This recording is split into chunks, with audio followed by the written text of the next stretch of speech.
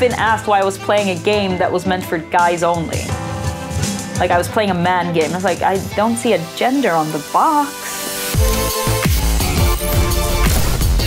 My name is Emily Kremlinde. I used to be a professional player in StarCraft 2, but I now kind of moved on to behind the scenes stuff and just focus 100% on streaming.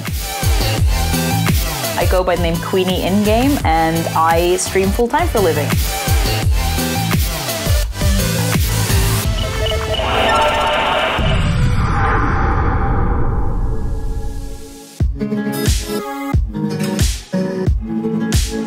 So I've actually played games my whole life. I even have my little PlayStation controller Inspire the Dragon tattoo.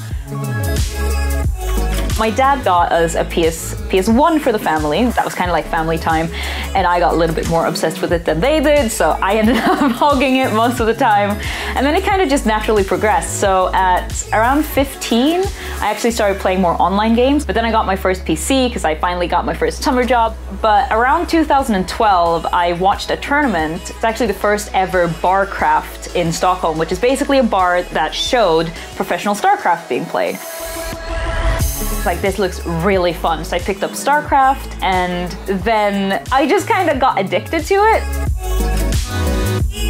So after about 11 months of practicing really hard, I finally got into Masters, which is the second highest league in the game. And then I started participating in tournaments, and then eventually I managed to qualify for the female version of IESF World Championships. I got to go to Azerbaijan and represent Sweden on the female StarCraft 2 side, and I got third, so that was really fun.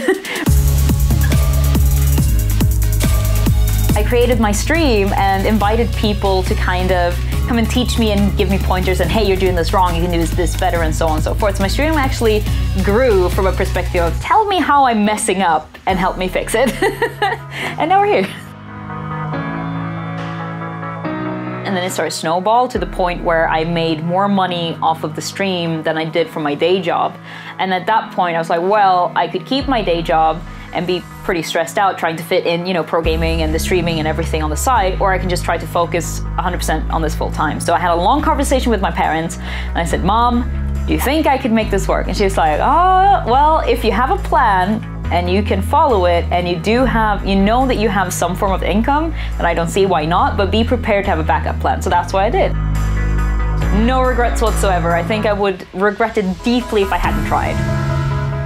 Biggest event, and definitely one of the coolest one, was actually this year when I got to be the general manager for the Swedish World Cup team for Overwatch, and we got to go to Bangkok, Thailand, and it was insane. So that was really cool to be part of.